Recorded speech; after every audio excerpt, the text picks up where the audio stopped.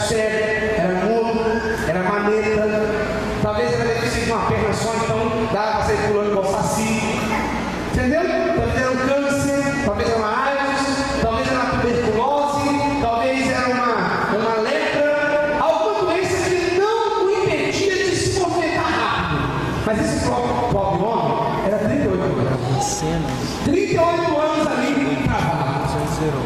Pastor, onde é que a coragem disso aí? Vou te falar. Escuta. Jesus do nada chega para aquele homem, olha para ele e pergunta: você quer ser curado?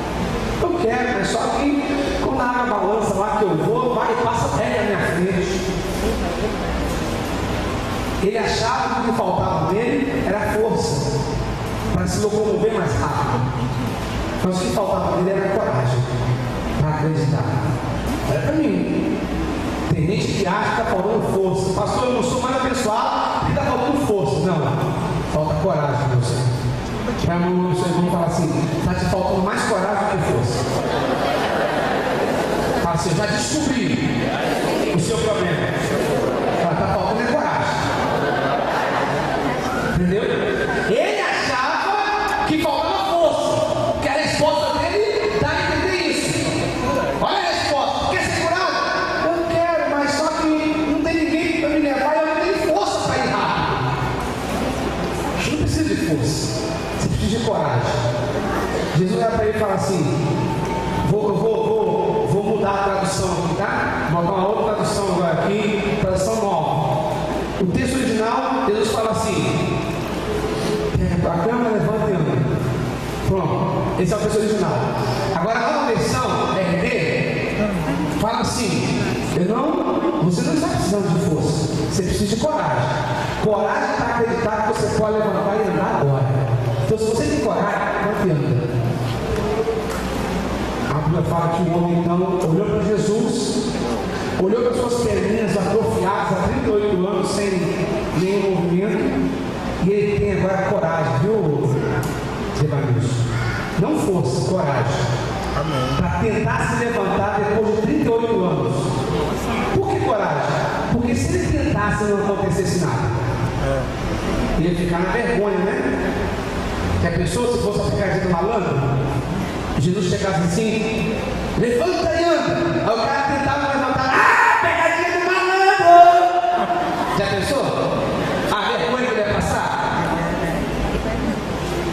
Então não é, tem que ter coragem, irmão, para não cair nas pegadinhas. Você não precisa de força, você precisa de coragem. Aquele homem buscou coragem para acreditar que era possível ficar de pé. Se Jesus está dizendo que eu posso ficar de pé depois de 38 anos que eu não amo, então eu posso ficar de pé. Então eu vou ficar de pé. E ele então se levantou, foi curado, pegou a sua cama, foi embora, dando glória a Deus. Aleluia. Então presta atenção, você precisa de coragem. Se a Bíblia fala que você pode ser curado, então você vai ser curado. Se a Bíblia fala que a sua família pode ser restaurada, então sua família vai ser restaurada. Se a Bíblia fala que você vai arrumar um emprego, que Deus tem uma bênção para você, que as portas vão se abrir. Se a Bíblia fala que aquela porta que você abre ninguém fecha, que Deus vai abrir a porta para você, então a porta vai se abrir. Se a Bíblia fala que vai mudar a sua história, então a sua história vai ser mudada. Se a Bíblia fala que Deus tem o melhor para você, então Deus tem o melhor para você. Você só precisa de coragem. Fé sem coragem, irmão, é uma fé deficiente. Não funciona. Tem que ter coragem.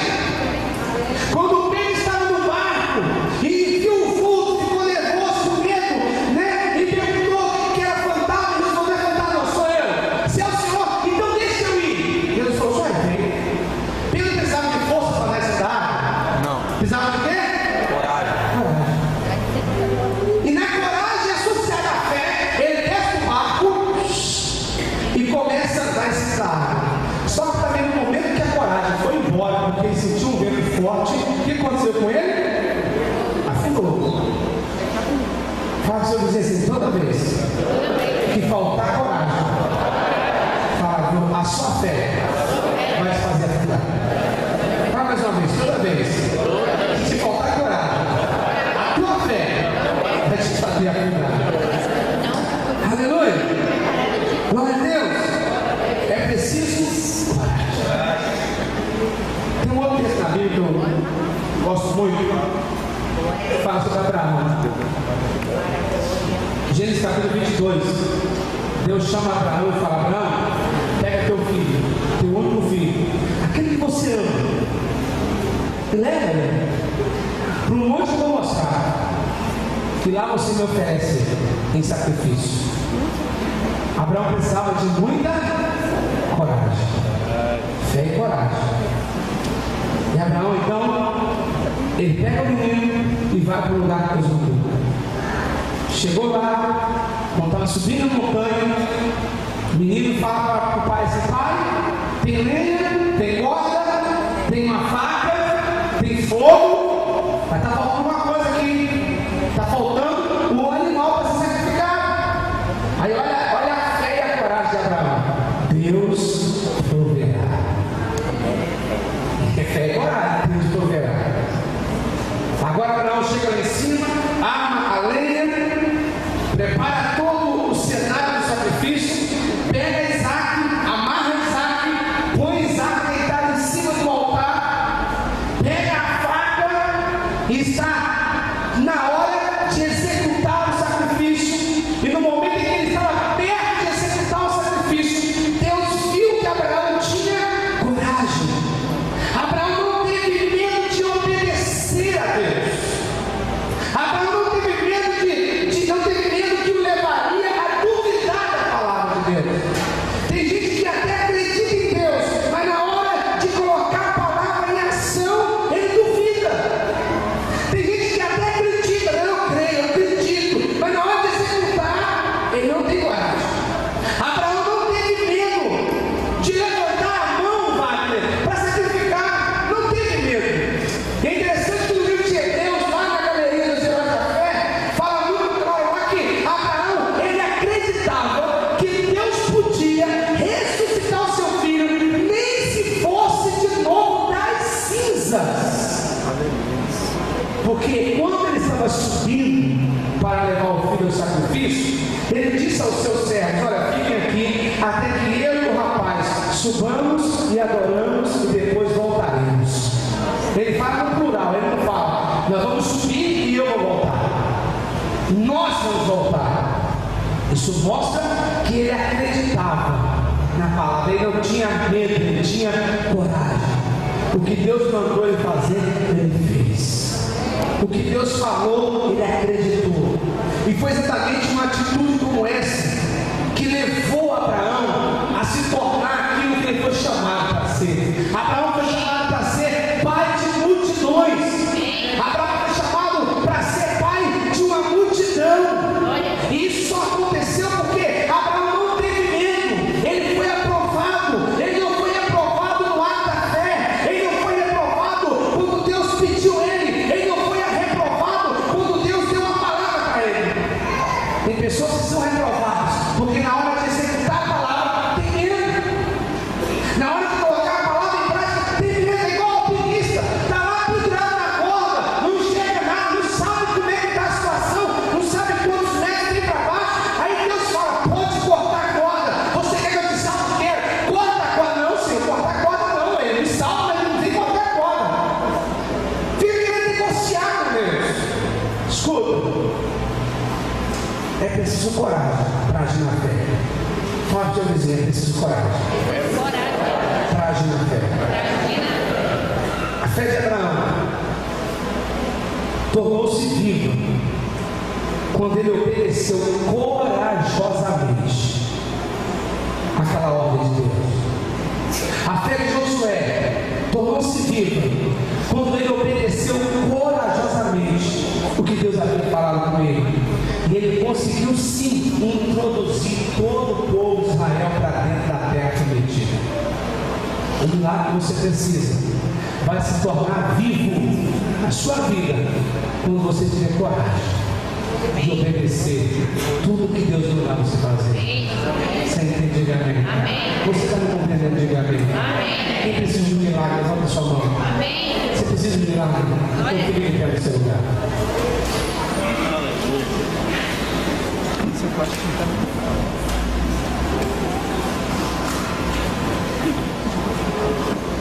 milagres de pé. Tem que fazer um maravilhoso.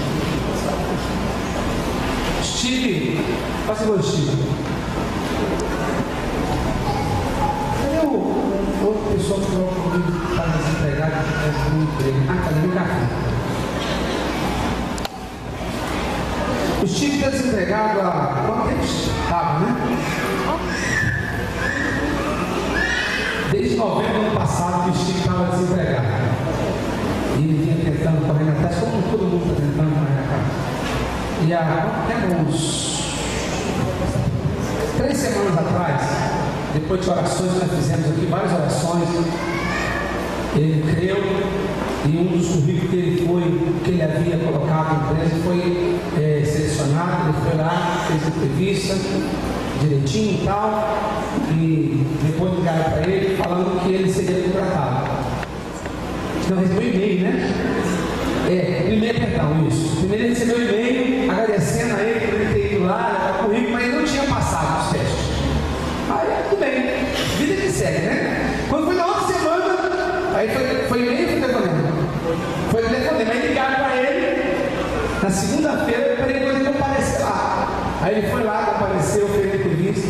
Aí ele me procurou, pastor, fui lá na entrevista, mas eu estou com medo. Por quê? Porque lá esse cara, onde fala, turno, né? Então tem um turno de dia e tem um turno da noite.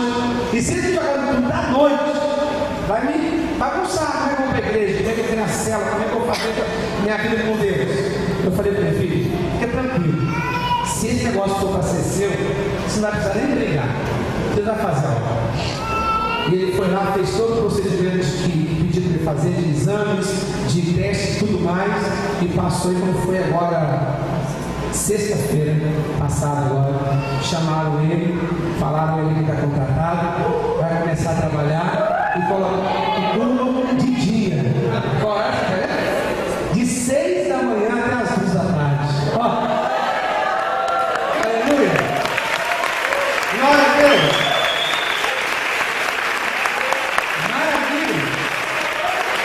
Arrumar 2 empregos.